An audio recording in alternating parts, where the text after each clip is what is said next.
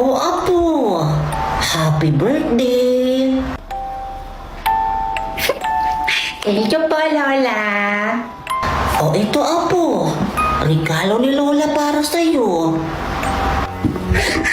Yay!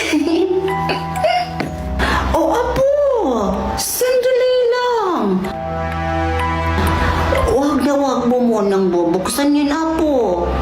Po? Bakit po, Lola? Gusto ko na pong makita Bakit po ayaw niyo pa pong buksan ko po?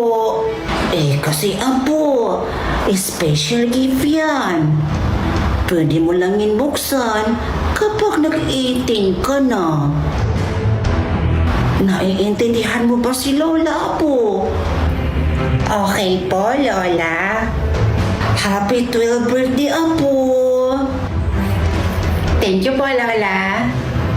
Pwede ko na po bang buksan yung regalo ko? Apo naman, hindi mo pa pwedeng buksan yan. Taon-taon na lang, lagi ko naman sinasabi yan sa'yo. Nasa kamo lang pwedeng buksan yung regalo mo kapag nag-18 ka na.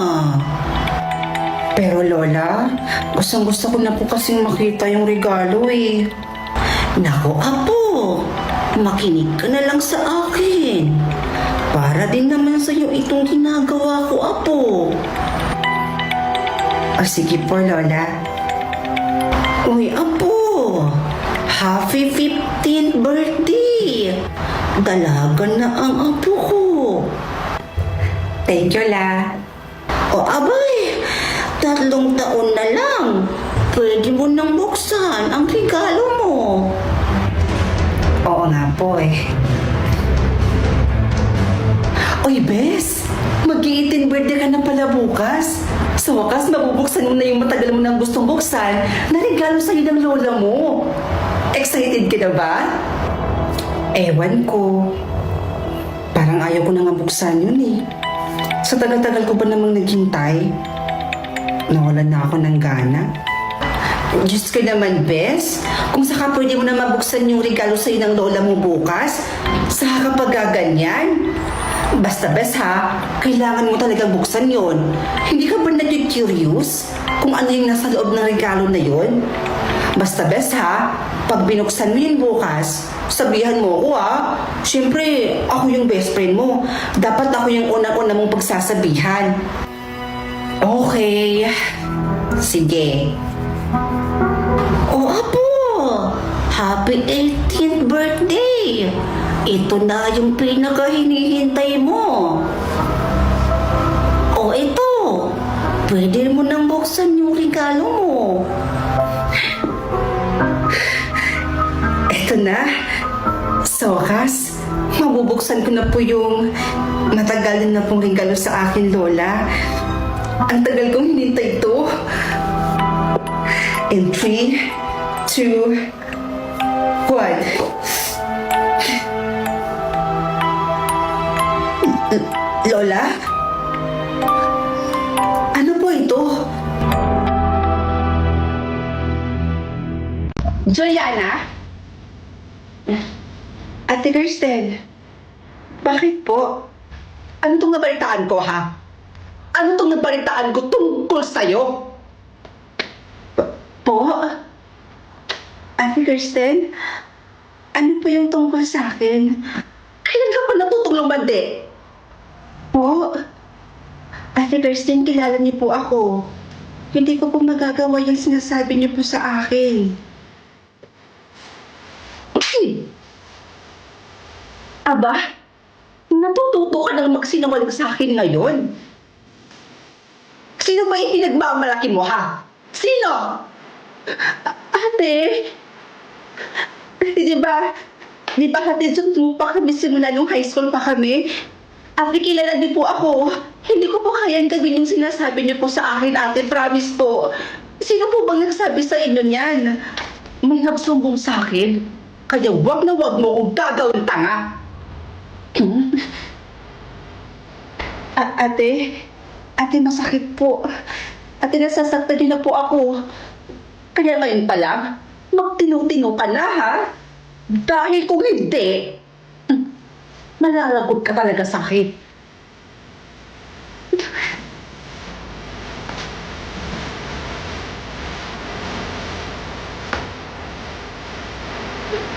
Pagsabihan mo tong kakambal mo, ha? Dahil kung hindi, pati ikaw, mananagot sa akin. Bakit hindi yung sarili mo yung pagsabihan mo? Nakakahiya naman sa'yo. And the corner is my place, I stay. Anong sinabi mo? Bingi ka ba? O bingi-bingihan lang? Juliet, ano ba? At sino may sabi sa'yo may karapatan kang pagsabihan ako ng ganyan? At sino yung may karapatan? Ikaw? At kami wala? Eh nabaspasok na yung mga lalaki mo dito and without our permission. May narinig ka ba sa amin? Wala, di ba? Sige, subukan mo! Subukan mo idapo sa akin yung marurumi mong kamay nang magkaalaman tayong dalawa. Sakitan ba ang gusto mo?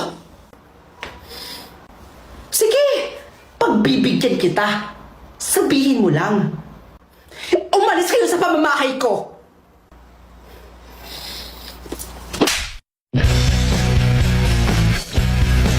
Anong sinabi mo?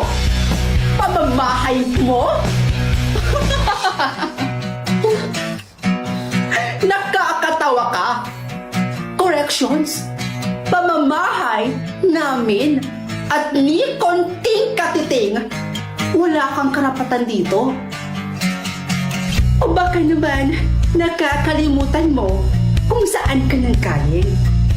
Ipapaalala ko lang ha, isa ka lang anak ng mga agaw, ahas, o ng kabet. Kaya wala kang karapatang pagsabihan kami ng kakambal ko kung ano yung dapat namin gawin at kung ano yung hindi. Right, stepsister?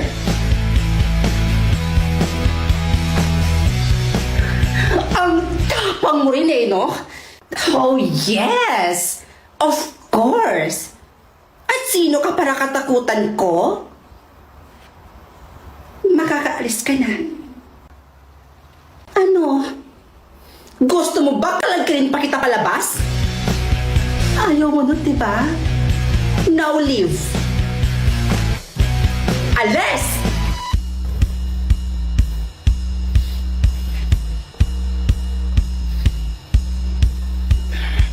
Kala mo kung sino? Oh, Juliet! Bakit mo naman ginawa yun kay ate? Tigil-tigil mo nga ako dyan sa kabaitan mong yan. Kaya ka nga naaabuso eh. Dahil dyan sa kabaitan mo. Minsan naman, ipaglaban mo naman yung sarili mo. Nakakaloka ka. Manang, magkain ka na po. Halika na ate. Kumain na tayo at nagugutom na ako. Tika na.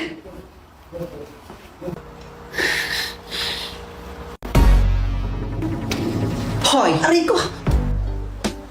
Faye? Ikaw na naman? May problema ka ba? Oo, meron. At ikaw ang problema ko. And your twin sister. Akala mo ba? Nakalimutan ko na yung ginawa sa akin ng kakambal mo? Eh di siya yung sabunutan mo.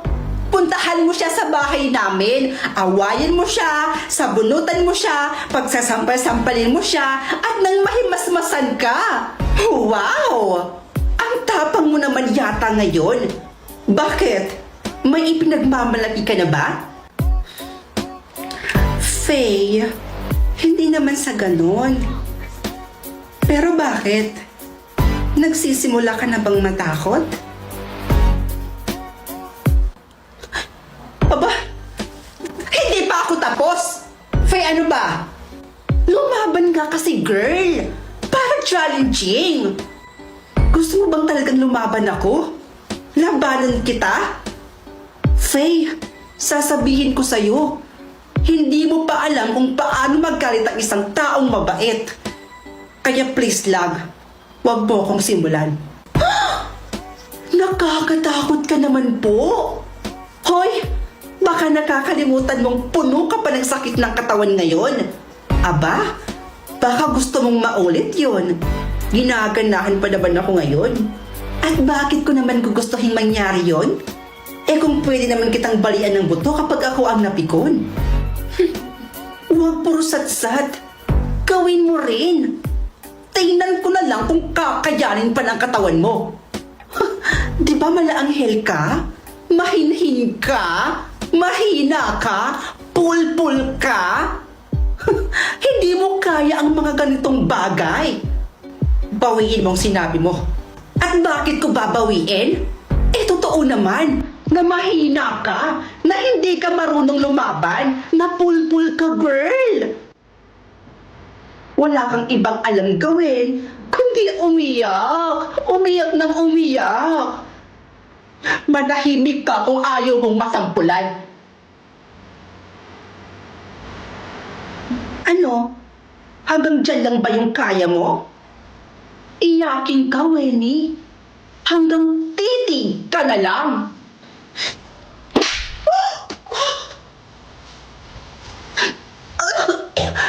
Ano, ha? Dalhin mo sa akin sabihin ang lahat ng yan. Sige, ibuka mong bibig mo. Ano? Masakit ba? Sige, pumiglas ka pa. Ano yan? Sakit-sakitan? Hindi mo pa ako lubos na kilala. Kilala kita dahil mahina ka. Talaga? Kaya sino sa atin tayo ng mahina? Wenny, bitawan mo ako. At bakit naman kita bibitawan? Kung kaya naman kitang putulan ng hininga ngayon. Hinahamon mo ako kanina, di ba? Mahina ako sabi mo kanina, di ba? Wenny, ano ba? Bitawan mo ako, please! Hey! Hoy! Anong ginagawa mo sa kapatid ko? Ate, papatayin niya ako! Faye, are you okay? Ate, mukha ba akong okay? Sayang, no? Hindi ko pa naituloy yung pagputol ng hininga mo. Buisit kasi ang ate mo. Hey, you! Come back here! Napakabastos mo! Ipapatagal kita dito sa eskwelahan to! Po? Talaga po ba? Naku po, huwag din na pong patagalin. Gawin niyo kung ano mang gusto niyong gawin. O baka naman, gusto niyo pang magkaubusan pa tayo ng pera dito. Subukan kaya natin yon. Tingnan ko na lang kung sino ang mamumulog sa ating dalawa. And I thank you. Aba! Napakasalbahe naman ng batang to. Walang galang.